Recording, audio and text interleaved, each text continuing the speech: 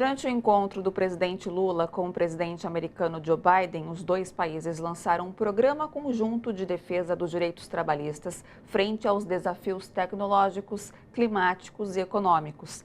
Esse foi o segundo encontro dos dois desde a posse de Lula. E quem analisa o que representa o acordo entre os dois países e também para os trabalhadores e o potencial impacto econômico é o Fausto Augusto Júnior, que está ao meu lado hoje ao vivo, diretor técnico do Diese. Tudo bom, Fausto? Tudo bom, Ana? Bom ter de volta aqui. Não é?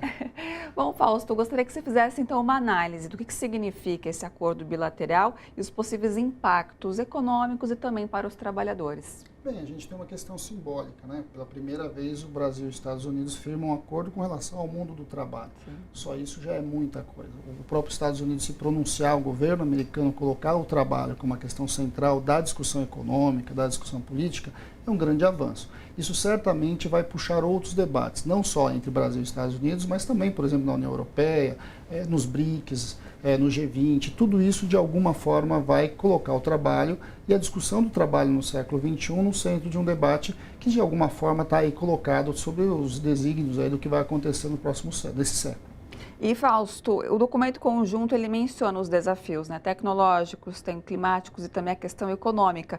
Como esses desafios, eles impactam diretamente os direitos trabalhistas no Brasil e também lá nos Estados Unidos? Então, a grande questão do documento foi o reconhecimento dos Estados Unidos em dois termos muito significativos, que é a discussão do trabalho decente, que é um conceito da OIT, e a discussão da transição justa, ou seja, como é que a gente sai da economia do carbono para a economia do baixo carbono e como é que a gente faz essa transição para esses trabalhadores. Ou seja, é uma discussão que foi consolidada no século XX, que é o trabalho decente, e de outro lado, a questão da transição justa, que é o grande desafio do século XXI.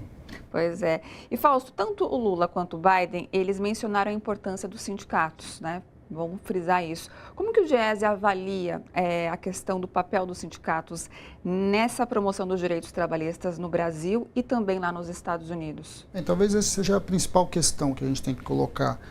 Foi reconhecido a importância dos sindicatos como uma instituição da democracia.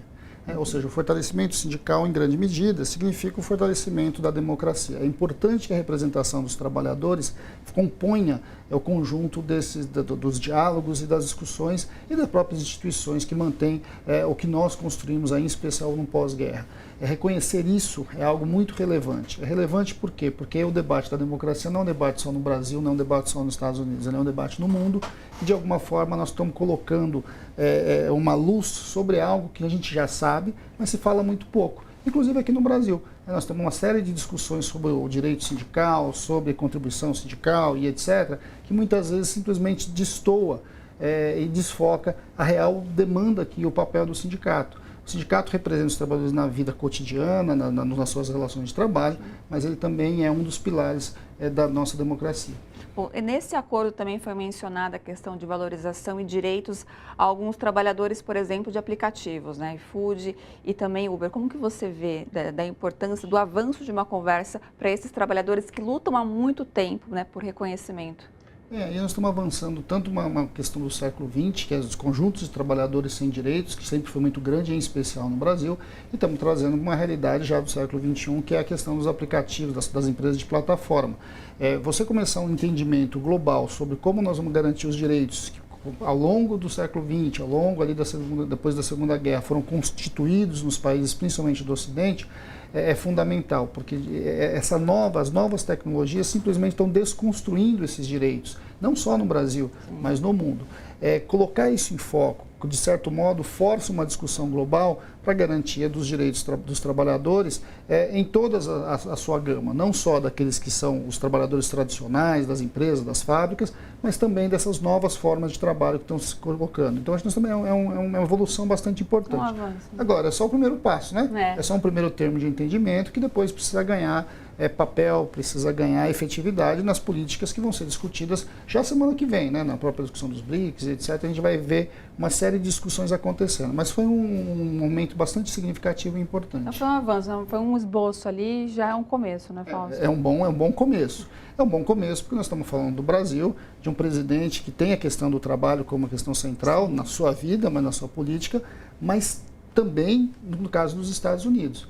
que quando a nação, né, o país central ali vem para esse debate, de certo modo, recoloca o problema, não só entre Brasil e Estados Unidos, mas no mundo como um todo.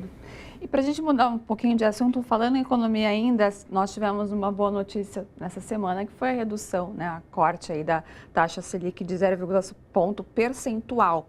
Com essa queda, espera-se que os juros em geral também diminuam, né, Fausto? Como essa redução ela pode influenciar com os investimentos e também acesso ao crédito para os trabalhadores brasileiros como um todo? Bem, redução da taxa de juros significa barateamento do dinheiro. Barateamento de dinheiro, de alguma forma, tende a recolocar e reaquecer a economia. A notícia é boa porque reduziu a taxa de juros, mas a notícia ruim é porque o Banco Central também disse que vai manter o ritmo. Só que a inflação ela já caiu muito e as expectativas de inflação são muito baixas. Então, na prática, o que nós estamos assistindo é que a taxa de juros real continua muito alta. Sim. E vamos lembrar que o Banco Central só reduziu essa taxa depois de muita luta, né? Depois de muita reclamação, manifestação e etc. A pressão sobre o Banco Central precisa continuar.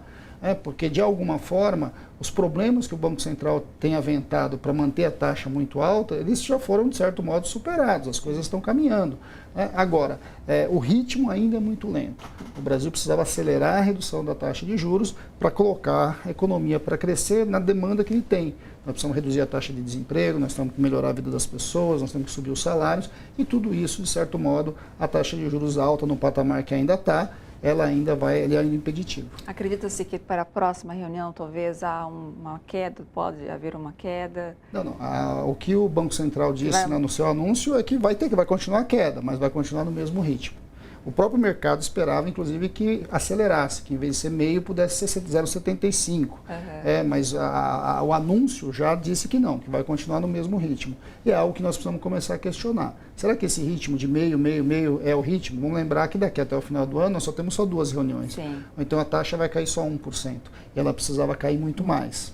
Para se tornar realmente significativo e ser uma boa notícia como um todo, né? E, inclusive do ponto de vista fiscal, né? Porque quanto mais os juros estão altos, mais o governo gasta pagando os juros para o sistema financeiro. Exatamente. Fausto, obrigada, pela sua participação hoje ao vivo. Espero que você volte outras vezes ao vivo. Eu que agradeço. É sempre um prazer poder estar aqui conversando com todos vocês. Bom final de semana.